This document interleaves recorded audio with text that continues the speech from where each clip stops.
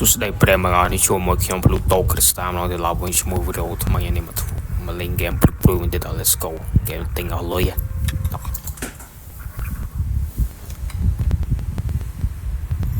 អស់លុយដល់ក្លឹមហីទូមកដាក់ជប៉ុនហើយមើលយល់សារជួយហ្គេមមាន English version ហ៎ជួយមកបាទនិយាយជប៉ុនណាចប់ដល់nó xây cho lắm đóng vào là Japanese version ô mình chỉ ăn lê đâu còn là việc subtitle thôi Japan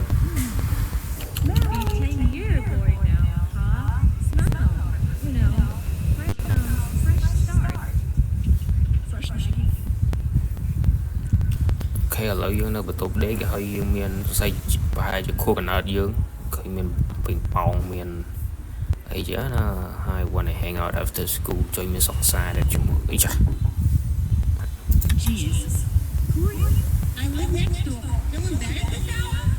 ở đây anh chưa ấy lên cái đi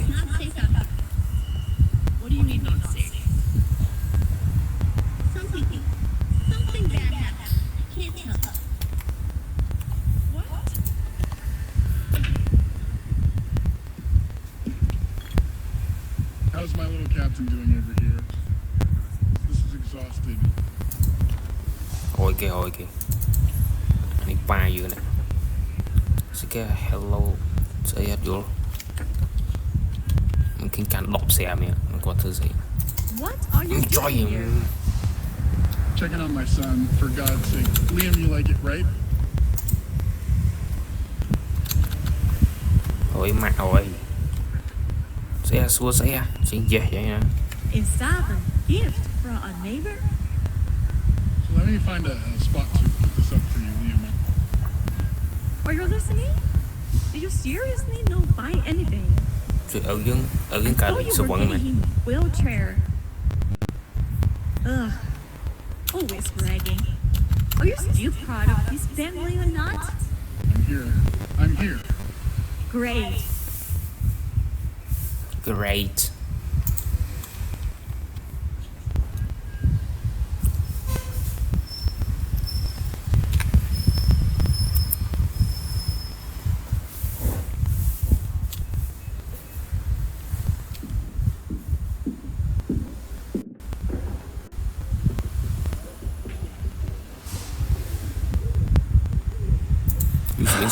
Trời lên sân ấp chương giấy này bật lên một nhà bạc cạnh vậy mà dù tê so Japan đó nhạc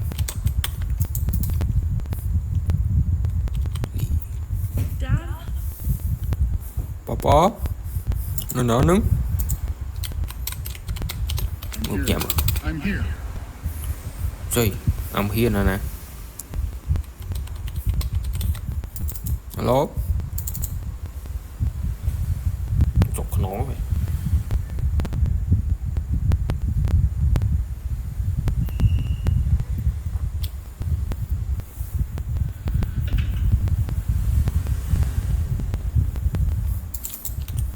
Trời, thế nó.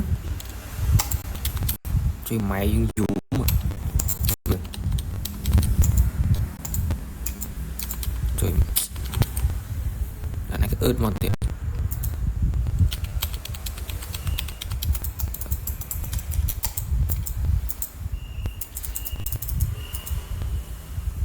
này cái hai dương tự đá lên trời mấy cái cùi nâng mình sẵn này sòng sấy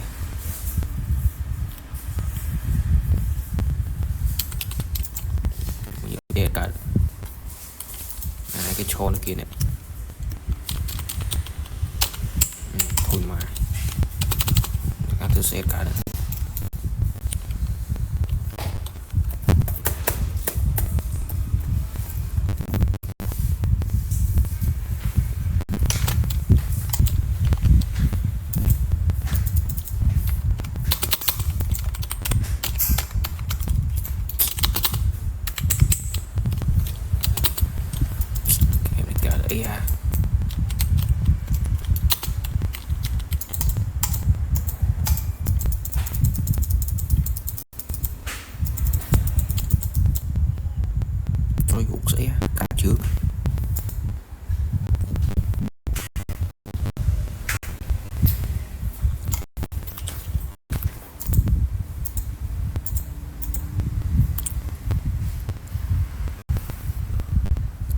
đây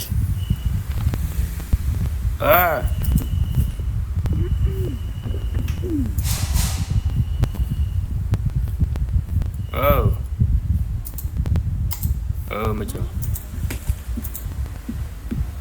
xíu của ba mày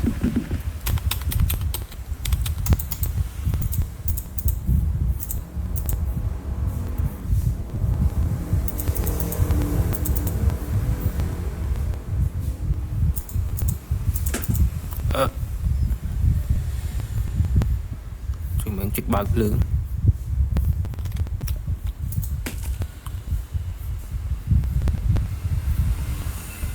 mà trời saya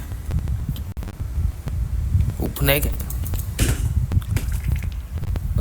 saya sắp chậm lại what the fuck is that man saya kia năng rồi phục viên bật tăng sẽ năng trời trời có ba mày đặt cả ba vậy gì kia sẽ ra nữa yên vô sao có Mom, Dad, last night Great. mình may vô chẳng Last night Great.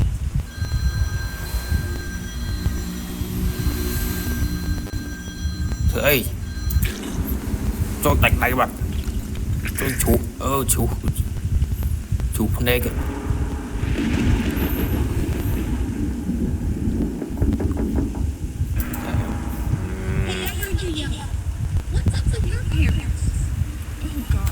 ba mạng ca đấy à kinh chủ tay chủ này kìa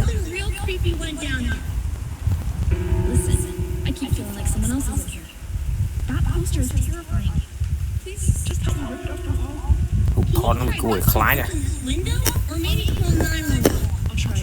tê tôi muốn đập muối á tôi chửi muối á mình thường ăn xuống lấy chơi mà 7 chiều mình tại vì chạy bọn tránh bị cứ khẽ nó đi nữa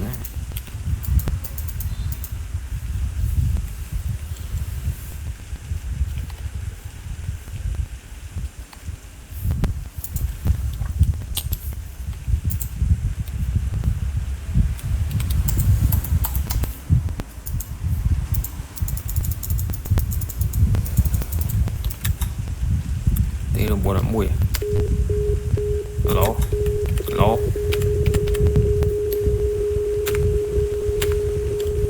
911 what's your emergency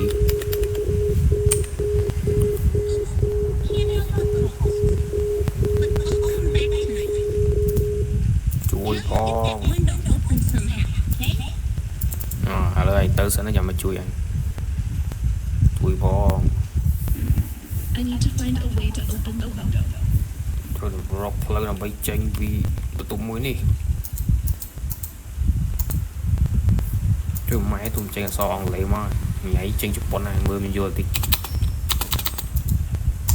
you're also trapped right nè có phong thể chọc không hơi men tế rồi hai tụi mày lại This may help. hello chui em Paul hello tôi chọi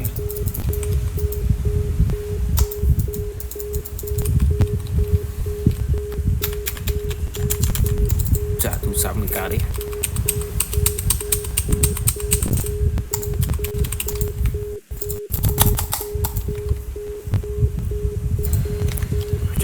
check it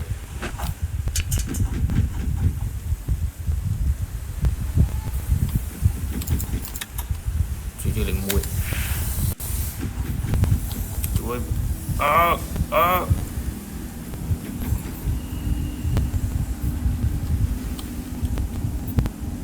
I didn't come out.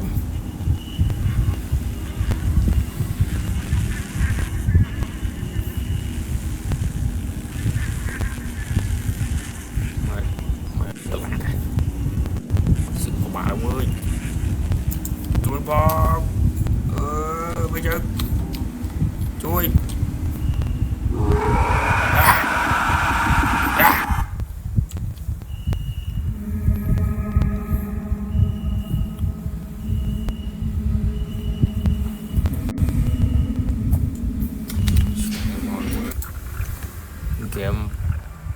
parents បានបញ្ចប់ហើយចំណងជើងឪពុកម្ដាយចម្លែកមែនគឺដាច់ក្បាលដាច់ដៃណាហើយអត់យល់អាហ្គេមនោះវាយើងនិយាយវា